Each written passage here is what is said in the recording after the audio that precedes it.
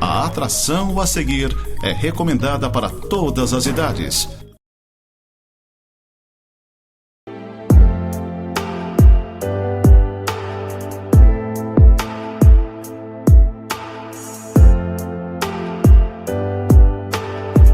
Olá, gente amada, gente querida, graça e paz. Hoje vamos estar aqui falando sobre um tema bastante importante, um tema relevante. Falar sobre igreja, que é uma coisa que eu gosto de falar. Problemas que a igreja enfrenta ou vai enfrentar. Certamente no tempo em que nós estamos vivendo, a igreja vai passar por isso. A igreja ela está sob forte ataque e ela vai continuar sendo atacada por todos os lados.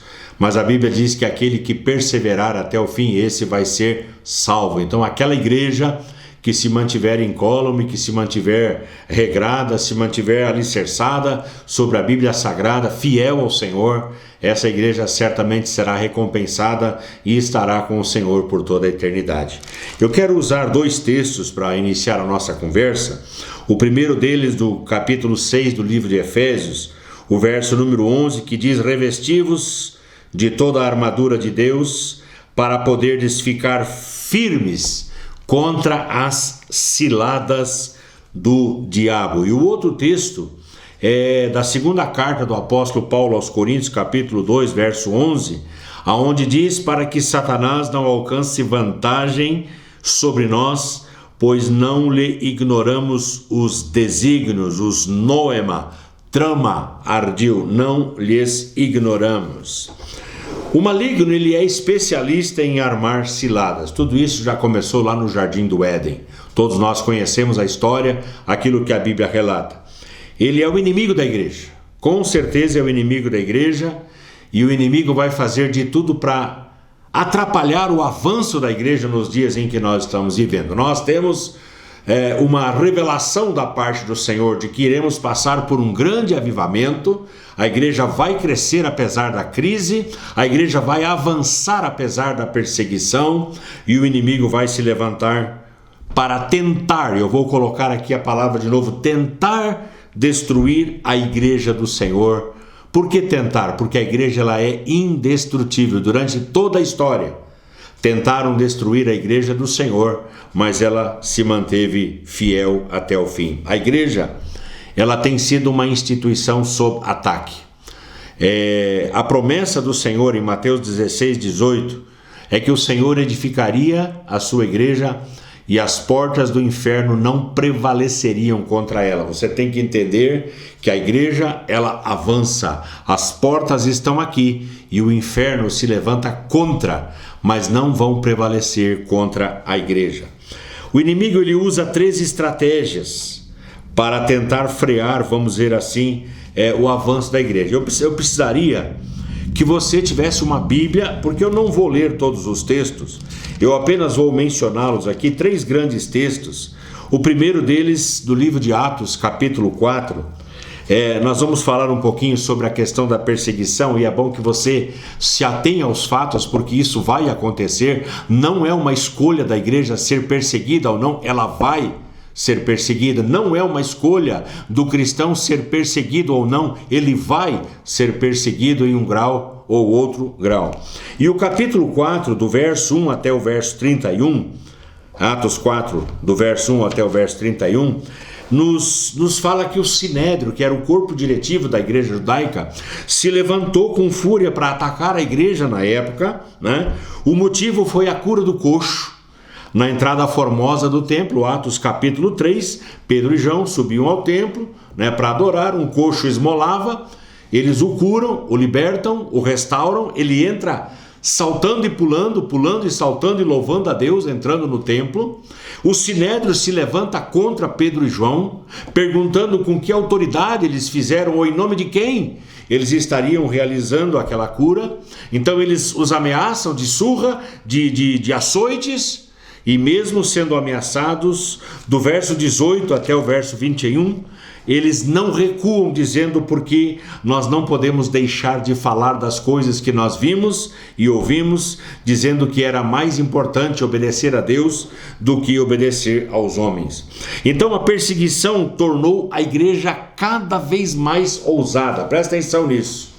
Quanto mais perseguiram a igreja, mais forte ela se tornou. Quanto mais bateram na igreja, mais ousada ela se tornou. O versículo 21 desse capítulo 4 de Atos nos diz que eles glorificavam a Deus por tudo aquilo que acontecer. Então eles apanhavam e glorificavam. Eles apanhavam e exaltavam ao Senhor. Eles apanhavam e continuavam louvando, adorando, servindo ao Senhor. Oraram de forma unânime, do verso 23 até o verso 31, de maneira que o lugar tremeu e todos ficaram cheios do Espírito Santo. Então, com intrepidez maior ainda, passaram a anunciar a palavra. A perseguição, gente, presta atenção o que eu vou dizer para você. A perseguição nunca destruiu a igreja. Pelo contrário, a perseguição a depurou. Quanto mais perseguição, mais pura a igreja se tornava.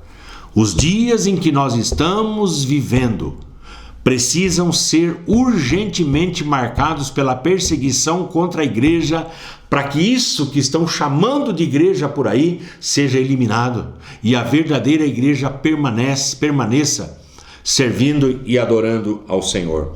A igreja, ela é perseguida por quê? Porque ela está em franca oposição aos valores estabelecidos pelo mundo. Quando uma igreja começa a valorizar coisas que o mundo valoriza, ela está em franca oposição ao Senhor, porque a igreja valoriza justamente o contrário daquilo que o mundo prega, ou apregoa, ou ensina, ou incentiva. A igreja, ela vai na direção contrária. Sem perseguição, a igreja corre o risco de se assemelhar ao mundo, de se tornar semelhante ao mundo, de ser amiga do mundo. E a palavra diz que nós não devemos, lá em 1 João, capítulo 2, do verso 15 ao verso 17, nós não devemos amar o mundo nem as coisas que há no mundo, porque se alguém amar o mundo, o amor do Pai não permanece nele. Outro texto é Tiago, capítulo 4, verso 4, que diz que aquele que é amigo do mundo constitui-se inimigo do Senhor. Então a igreja, ela cresceu ao longo dos anos mais sob a perseguição do mundo do que sob os seus aplausos. Olha só o que eu estou dizendo. Quando começarem a aplaudir demais a igreja, presta atenção, porque é uma igreja que está se tornando mancomunada, igualada ao mundo. Nós precisamos ser diferentes e pregar coisas diferentes, valores diferentes daqueles que o mundo tem pregado. Tertuliano, um dos pais da igreja, 150 a 220 depois de Cristo, foi chamado de bispo de Cartago, na África, ele disse: semen est sanguis Christianorum, ou seja, o sangue dos cristãos é a semente. Semente do quê? A semente de novos cristãos. Quer colher um novo cristão? Ele vai passar pela perseguição aqui. A perseguição, a semente da perseguição vai produzir novos cristãos. O aluno pergunta ao professor: se a igreja for mais perseguida, ela será mais fiel? O professor responde: não, se a igreja for mais fiel, ela será mais perseguida. Eis a questão. Então, a primeira questão é a estratégia primária é a perseguição, capítulo 4 do livro de Atos, do verso 1 até o verso 31. O segundo é a infiltração, presta atenção, a perseguição primeiro, a infiltração, ou seja, se ele não consegue destruir a igreja pela perseguição, ele se coloca no meio. O inimigo vai se infiltrar no meio da igreja. O capítulo 5 de Atos, seguindo aqui na sequência, nos fala de um casal chamado Ananias e Safira, e eles, querendo parecer justos, querendo parecer fiéis, querendo parecer servos sinceros do Senhor, eles resolvem reter parte do preço de uma propriedade que venderam, esconderam, mas mentiram ao Espírito Santo. Não era lei, não era ordem, não era obrigatório dar, como não é hoje. Não é obrigatório dar, não é obrigatório você entregar bens, propriedades, dinheiro para a igreja. Não é obrigatório. É um ato voluntário de amor para com a obra. E eles, querendo parecer justos como os demais estavam fazendo, mentiram. E porque mentiram, o texto diz que eles foram fulminados diante do altar do Senhor. Ah, se a moda pega! A igreja, ela resistiu com oração e com pregação. Então o inimigo faz o quê? Ele muda a tática. Bom, se a perseguição não resolve, então eu vou me infiltrar no meio. E colocou dentro da igreja esse casal que tinha um problema de caráter, que tinha um problema de conduta não ilibada, não correta, e aquele casal então foi usado pelo inimigo. Antes o ataque era de fora para dentro da igreja. Agora o ataque ele é de dentro para fora. E aí as coisas se complicam. Por quê? Porque o problema está dentro. E estando dentro, vai minar para fora, contaminando as pessoas. Então o que o inimigo faz? Ele semeia o joio no meio do trigal de Deus. O trigal é coisa boa, o trigo é coisa boa. O joio é a semente estranha, é a semente que não serve para nada. Então o inimigo faz isso, lá no meio daquilo que é certo, daquilo que é correto. Ele vai lá e semeia, coloca o estranho, coloca aquele que não é do Senhor. Os filhos do maligno, eles são introduzidos na igreja quando a igreja vive desapercebida. É o que o Senhor Jesus trata lá em Mateus capítulo 13, no verso 38, quando ele ensina a parábola do joio, equiparando o joio aos filhos do maligno, que são introduzidos no meio da boa plantação. Ananias e Safira fizeram o quê? Capítulo 5 de Atos, os versos 3 e os versos 4, nos falam que eles mentiram. Deus não aceita mentira, Ele não tolera mentira. A Bíblia é totalmente contra toda e qualquer prática de mentira. Mesmo aquela mentirinha, não dá nada, aquela mentirinha, não, eu fiz, não. Dá tudo. Mentira é do diabo, ele é o pai da mentira. Quem mente erra no básico. Quem mente erra no essencial. Então Deus é o Deus da verdade, de toda a verdade. Jesus, ele é o príncipe da verdade. Ele é o caminho, a verdade e a vida. Nós temos que entender isso dessa maneira. Então eles mentiram. Segundo, eles queriam a glória para si. Gente, assim dentro das igrejas de pessoas que querem que os holofotes brilhem para eles. Gente que só quer cantar, gente que quer aparecer no altar, gente que quer oportunidade, pelo amor de Deus. Igreja não é isso, igreja não é para isso. A igreja é para servir, para adorar ao Senhor. A igreja é para se preparar para o campo de batalha. O campo de batalha quer cantar, vai cantar lá no mundo. Vai resplandecer no meio das trevas. Vai brilhar onde as trevas estão. Brilhar onde a luz está não tem sentido. Não, eu quero dar testemunho aonde? Na igreja? Não, vai dar testemunho na praça. Vai dar testemunho lá na favela. Vai dar testemunho onde tem miséria, onde tem pecado. Vai lá dar o seu testemunho. Não, o cara quer dar o testemunho dentro da igreja. Ali é fácil, qualquer um pode dar testemunho ali dentro. Eu não sou contra, mas também não incentivo. Eles eram falsos filantropos, ou seja, queriam parecer justos, parecer bonzinhos. Olha o que a gente está fazendo, olha o que nós estamos fazendo no reino, olha o que nós estamos construindo, olha como nós somos bons. O quê? Você está achando que isso não existe? Que isso não tem? Como tem? Gente que só faz se aparece. Gente que só dá se o nome aparece. Fala que eu dei, pastor. Fala a quantia que eu dei. Menciona o meu nome. Pelo amor de Deus, gente. Pelo amor de Deus. Então esse casal, eles pecaram, a igreja pecou na verdade, permitindo a infiltração em seu meio. Tem outros exemplos. Por exemplo, Acã. Lá no Antigo Testamento, Juízes capítulo 7, verso 13. O pecado, ele produziu a derrota da nação de Israel, porque o pecado estava no meio do arraial. Ele escondeu uma capa babilônica, ouro, prata, debaixo da sua barraca. E Deus disse, olha, não pegue nada, absolutamente nada. Ele foi lá e pegou, ele desobedeceu. Uma desobediênciazinha. Não dá nada, dá tudo.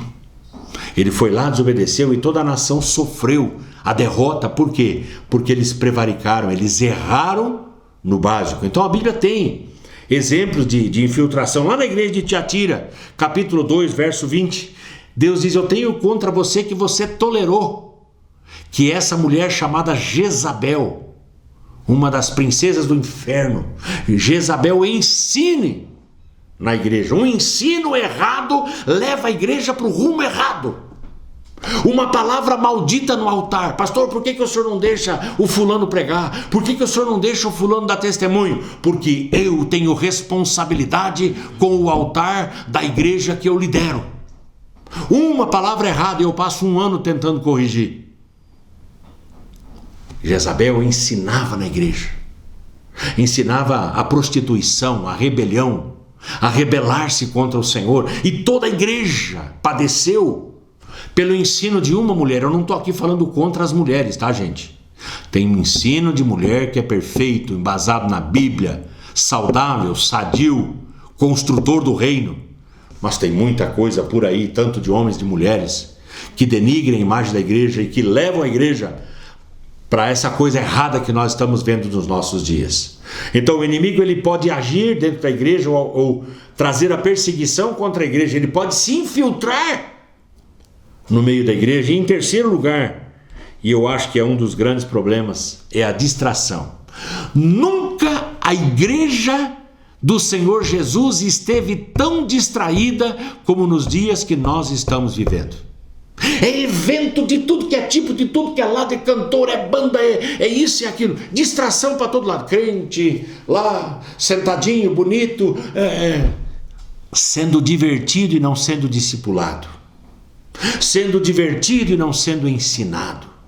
Sendo divertido e não sendo desafiado a pregar o evangelho e a testemunhar no meio. A infiltração é um problema. A perseguição é um problema, mas a distração também é um problema. Capítulo 6, do verso 1 até o verso 7. Nós temos aqui, seguindo na sequência, no livro de Atos, a instituição dos diáconos, que foi a terceira investida do inimigo, trazendo a distração. Como? Como que o inimigo traz a distração? Tirando o foco. E o foco de quem? Dos líderes. Quando os líderes se perdem, a igreja se perde. Quando os líderes perdem o foco, a igreja perde o foco. Então aonde que o inimigo vai agir? Ele vai agir nos líderes. Por isso que os líderes precisam ser carregados em oração. Igreja que não ora pelo seu líder não pode ser chamada de igreja. Escute o que eu estou dizendo. O líder precisa ser carregado em oração. A liderança precisa ser carregada em oração. O crescimento da igreja começou a acontecer. Muito, a igreja cresceu demais. Houve necessidades, houve problemas, e os discípulos então o que fizeram? Eles abandonaram a oração e a palavra. Olha só, abandonaram a oração e a palavra para fazer o quê? Atender às mesas. As viúvas dos crentes de fala grega estavam sendo esquecidas na distribuição diária do pão. O que os líderes fizeram? Opa, não podemos deixar eles passar fome. Vamos cuidar dessa lacuna, desse problema da igreja. A igreja está crescendo. O que nós vamos fazer? Vamos dar comida. O que nós vamos fazer? Nós vamos atender as viúvas de fala grega. Sim. Daqui a pouco alguém para e fala, aí gente, e aí? O que nós estamos fazendo de errado? Nós não estamos mais pregando a palavra. Nós não estamos mais orando, a gente não tem mais tempo para orar, por quê? Porque a gente fica dando comida para as pessoas. Eu não estou dizendo que dar comida, que ministério de assistência não seja um ministério bíblico. Mas tem que ter gente vocacionada para isso. Papel dos discípulos, dos apóstolos, era pregar a palavra e orar. Porque a igreja depende da pregação e depende da oração dos seus líderes. Nós não podemos perder o nosso foco. Não podemos nos tornar uma igreja míope. Presta atenção numa frase que eu vou dizer para você. Não são as coisas más que nos afastam do projeto de Deus, mas são as coisas boas fora de foco ou fora de ordem. Aí, pastores cansados, porque faz isso, porque faz aquilo, porque atende aqui, porque atende lá. O pastor não veio na minha casa. O pastor não fez isso, o pastor não fez aquilo. Mas eu não estou orando por você, ô crente. Eu não estou ali preparando uma mensagem profunda, gostosa, maravilhosa, para edificar a sua vida, para te levar ao trono de Deus, para te manter firme. Eu não estou fazendo isso. Eu estou fazendo aquilo que o Pai me pediu, aquilo que o Pai me ordenou. E eu, quando prego, eu procuro pregar sempre o meu melhor. Eu posso não ser o melhor pregador do mundo, eu sei que eu não sou. Mas eu procuro me esforçar. Eu procuro dar comida para minha gente. Eu procuro oferecer comida pasto bom, comida boa, porque se ela tiver comida boa aqui, ela não vai precisar comer comida lá no outro lado. Você está entendendo o que eu estou falando? Muitas vezes nós perdemos ovelhas por quê? Porque o pasto é mirrado. Nós temos que dar bom pasto para as nossas ovelhas. Presta atenção no que eu estou dizendo. Então, oração e palavra é aquilo que produz o crescimento da igreja. Sem oração e sem palavra, a igreja perde a essência da sua missão, daquilo para o qual ela foi designada. A vida com Deus pode chocar um pouquinho você. É mais importante do que trabalho para Deus. Olha só, vida com Deus é mais importante do que trabalho para Deus. Nós temos que viver o Evangelho. Adoração é mais importante do que missão. Meu Deus! Sim, porque adoração é relacionamento com Deus. Missão é trabalho. A missão é consequência da adoração. A primeira coisa que você e eu precisamos fazer é adorar ao Senhor na beleza da sua santidade. Tudo que vem, a partir daí vem para glorificar o nome do Senhor. Adoração primeiro, missão e trabalho depois. Deus, ele está mais interessado no que nós somos do que naquilo que nós fazemos. Eu encerro dizendo que a vida precede ministério. Vida precede ministério. Ministério não é mais importante do que a sua vida dentro de casa, do que a sua vivência na igreja. Vida com Deus, leitura, oração, precede qualquer prática ministerial. Presta atenção nisso. E que o Senhor tenha misericórdia das nossas vidas como igreja. Vamos orar. Paizinho querido, em nome de Jesus, eu te agradeço, porque o Senhor criou a igreja. A igreja é a criação sua. A igreja é plano, é propósito do Senhor. É o lugar que o Senhor tem preparado para que permaneçamos vivos, para que permaneçamos atuantes até a volta gloriosa do Senhor Jesus. Somos a tua igreja e queremos ser uma igreja que faça a diferença na nossa sociedade cheia de pecados, cheia de erros. Em nome de Jesus, levanta uma igreja forte na nossa cidade, levanta uma igreja forte no nosso Brasil, levanta uma igreja, Pai, que glorifique o teu nome, que exalte o teu nome. Assim oramos e assim agradecemos em nome do Senhor Jesus. Amém e amém. Gente amada, gente querida, fiquem todos debaixo da graça e da unção do Senhor.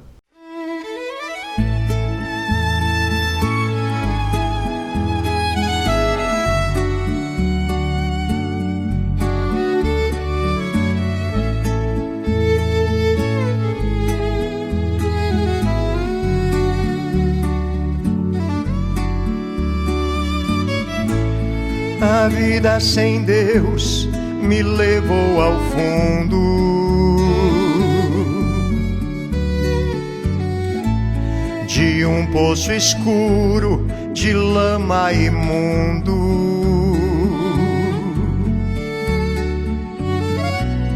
Queria sair, porém não podia. Gritava socorro, mas ninguém ouvia.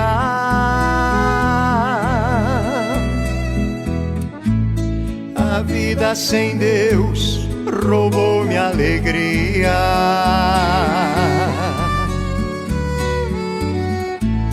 Matou minha noite, feriu meu dia.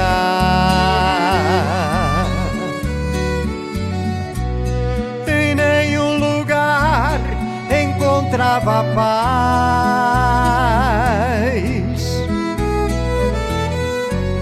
e posso dizer, procurei demais.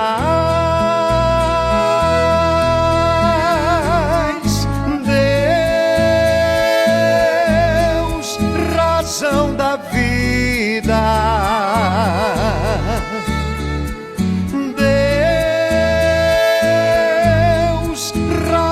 da vida.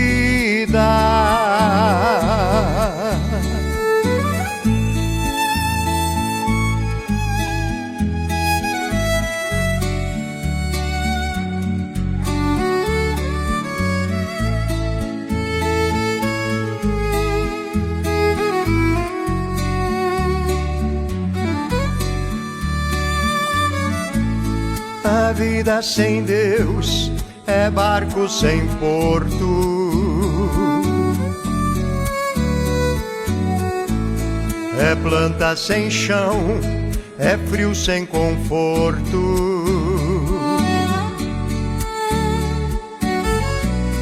é fogo que queima sem nada aquecer,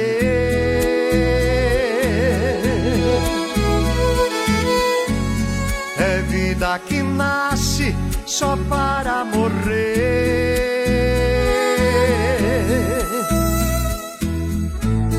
A vida sem Deus é fonte sem água,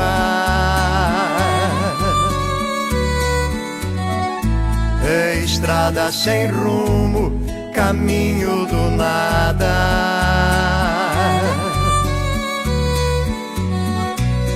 É poço sem corda, ponte abandonada.